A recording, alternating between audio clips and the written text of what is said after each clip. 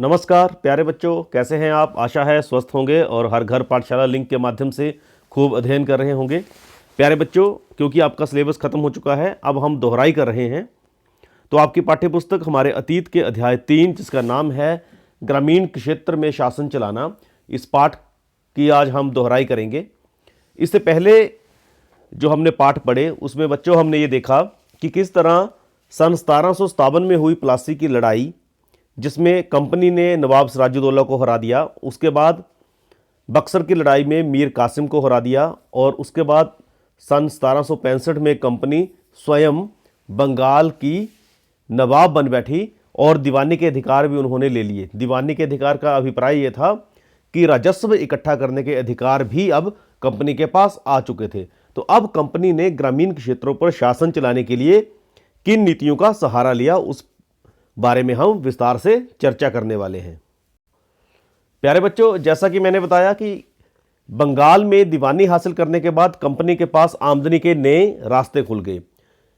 जब कंपनी भारत में व्यापार करने के लिए आई थी तो उसे अपने साथ सोना चांदी यूरोप से लाना पड़ता था, परंतु जब उन्हें यहाँ पर बंगाल की दीवानी मिल गई तो यहीं से जो राजस्व इकट्ठा होता था उनसे कंपनी व्यापार कर लेती थी, अपने लिए किले बना लेती थी, महल बना लेती थी, अपनी सेना के खर्चे उठा लेती थी। ये हमने पिछली पाठ की वीडियो में भी देखा। परंतु बच्चों, ये इतना आसान भी नहीं था। राजस्व इकट्ठा करना और लगातार अपने खर्चों को यहीं से राजस्व इकट्ठा करके निकालना कोई आसान काम नहीं था। इसके पीछे कई कारण भी थे। जैसा कि आपकी पाठ्यपुस्तक में लिखा गया है कि जल्दी ही यह जाहिर हो गया कि बंगाल की अर्थव्यवस्था एक गहरे संकट में फंसती जा रही थी। जो कारीगर थे वो गांव छोड़कर भाग रहे थे, क्योंकि उन्हें बहुत कम कीमत पर अपनी चीजें कंपनी को जबरन बेचनी पड़ती थी।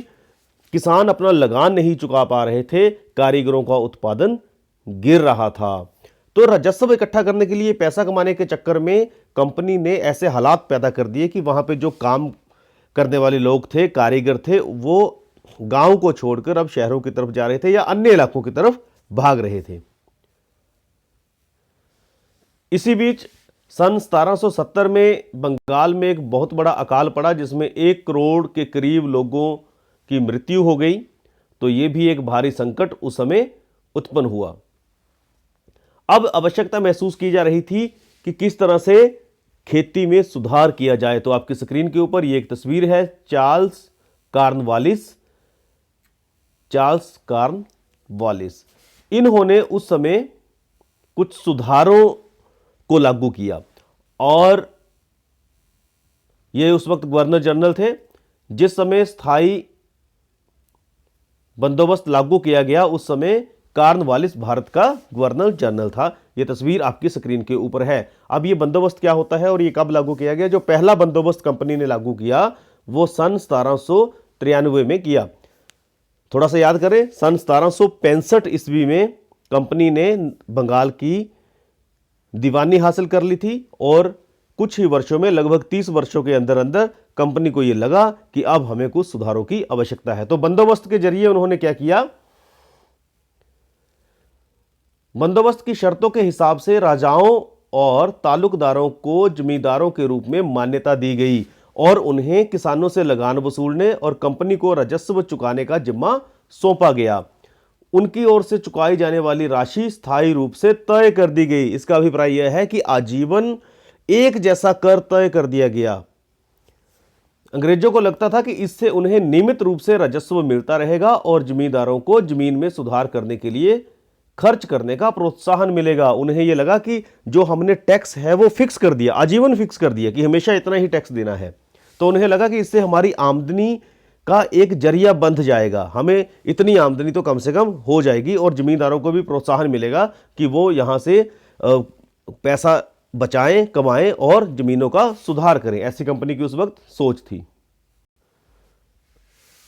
परंतु बच्चों, इसमें भी एक समस्या थी। बंदोबस्त तो लागू कर दिया, स्थायी बंदोबस्त ने भी समस्या पैदा कर दी। कंपनी के अफसरों ने पाया कि अभी भी जमींदार जमीन में सुधार के लिए खर्चा नहीं कर रहे थे। कारण यह था कि जो कंपनी ने राजस्व तय किया था, टैक्स तय किया था, वो इतना ज्यादा था कि उसको चुकाने में जमींदारों को भारी परेशानी आने लगी। एक तरफ कंपनी सोच रही थी कि हमें आमदनी हो, कमाई हो, तो वो कमाई कहाँ से होगी? टैक्स इकट्ठे करके, राजस्व इकट्ठा करके। तो उन्होंने इतने ज़्यादा कर थोप दिए थे, इतना राजस्व थोप दिया था कि पैसा बच ही नहीं रहा था और जमींदारों को भी पैसे नहीं बच रहे थे, तो वो इतने प्रोत्साहित नहीं हो रहे थे। और अनेक जमींदार तो ऐसे थे जिनसे जमींदारियां छीननी पड़ी और ज़्यादातर जमींदारियों को कंपनियों ने नीलाम भी किया।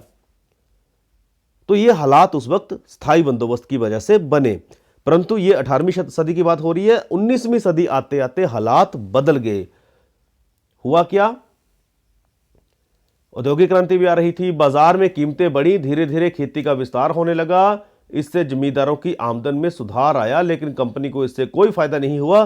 क्यों फायदा नहीं हुआ? आप याद करिए, क्योंकि कंपनी ने राजस्व तय कर दिया था, मतलब आजीवन राजस्व तय कर दिया था। इसलिए जो पैसा एक्स्ट्रा आने लगा, ज्यादा आने लगा, उससे जमींदारों को तो लाभ हुआ, परंतु कंपनी को लाभ नहीं हुआ।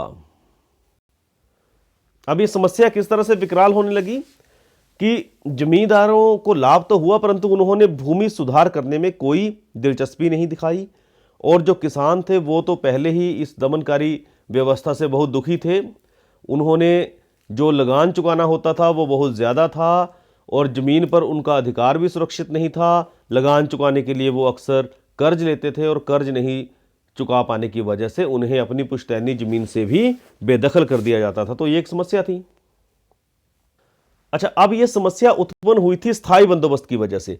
तो ये लाजमी है कि इस तरह की बातें भी उठेंगी कि उस स्थायी बंदोबस्त में थोड़ा संशोधन किया जाए। और इस तरह की बातें उस वक्त अंग्रेज अधिकारियों के बीच में होने लगी और बंगाल प्रेसिडेंसी के उत्तर पश्चिमी प्रांतों के लिए होल्ट मैकेंजी नामक अंग्रेज ने एक नई व्यवस्था तैयार की। जो अब ये जो उत्तर पश्चिमी प्रांत थे बंगाल के, ये अब उत्तर प्रदेश में हैं। तो उन्होंने एक नई व्यवस्था तय की। उस व्यवस्था को आप ध्यान से समझिएगा। उन्होंने 1822 में ये लागू की। उन्होंने कहा कि उत्तर भारतीय समाज में गांव एक महत्वपूर्ण सामाजिक संस्था है। उन्होंने कहा कि गांव में लोग सदियों से रह रहे हैं और ये जो गांव है ये अपने आप में एक महत्वपूर्ण संस्था है। उनके आदेश पर कलेक्टरों ने गांव-गांव का दौरा किया, जमीन की जांच की, खेतों को मापा, विभिन्न समूहों के रीति रिवाजों को दर्ज किया और उन्होंने क्या किया? गांव के एक एक खेत के लिए अनुमानित राजस्व को जोड़कर हर गांव या ग्राम समूह, जिसे महाल का नाम दिया गया।